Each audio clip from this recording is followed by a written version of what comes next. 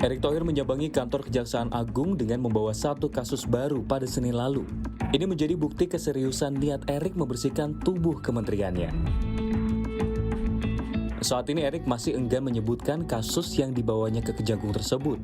Namun, ia juga menyebut setidaknya membutuhkan kurun waktu 1 hingga 2 minggu guna mendalami kasus tersebut. Yang tadi saya sampaikan berdasarkan temuan tentu yang harus didetailkan dan ditindaklanjuti. Ya, memang hari ini ada kesepakatan dari Pak Jaksa Agung tidak mau bicara kasusnya dulu, karena harus ada pendalaman dulu, baru kita bicara. Mungkin kasih waktu 1-2 minggu nanti Pak Jampitsus dan Pak Tiko bisa menyampaikan, ya, kalau sudah dapat laporan tertulis dan detail-detail. Jaksa Agung juga membenarkan adanya pelimpahan satu kasus keuangan baru yang kini tengah Kementerian BUMN dan Kejaksaan Agung dalami. Ada satu kasus yang rencananya nanti akan diserahkan pada kami, dan kasus ini memang cukup menarik. Tetapi kami belum bisa menyebutkan dulu kasusnya, karena akan kami perdalam dulu. Sehingga nanti kalau kami sampaikan kepada teman-teman itu udah fix begitu. Sementara itu dikonfirmasi oleh CNBC Indonesia pada Selasa kemarin, Kapus Penkum Kejaksaan Agung Ketut Sumedana menyebutkan saat ini setidaknya ada 3 kasus dari BUMN yang tengah diselidiki oleh Kejaksaan Agung. Sedangkan kasus yang baru dilaporkan oleh Menteri BUMN Erick Thohir baru akan diselidiki.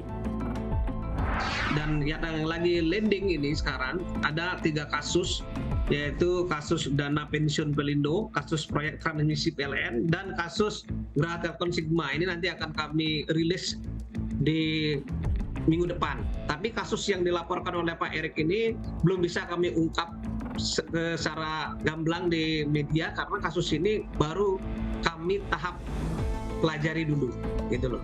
Jadi ini masih off the record dulu, karena ini kan penyelidikan aja belum kita mulai, pasti diserahkan kemarin, seperti itu.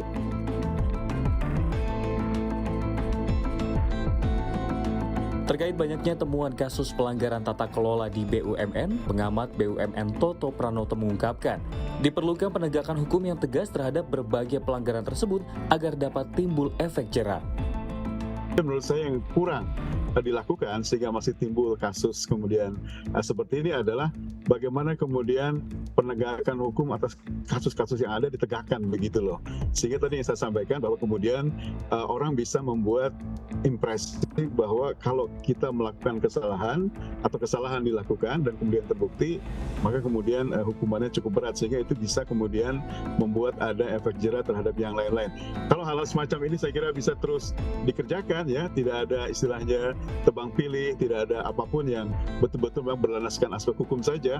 Saya kira itu akan membuat suatu hal yang positif, ya. Ada kampanye positif bagaimana penegakan hukum tanpa pandang bulu itu kemudian diterapkan di sisi BUMN, ya. Penegakan hukum yang berlandaskan tidak tebang pilih juga dinilai akan menjadi kampanye yang memberikan dampak positif terkait pelanggaran tata kelola di tubuh BUMN.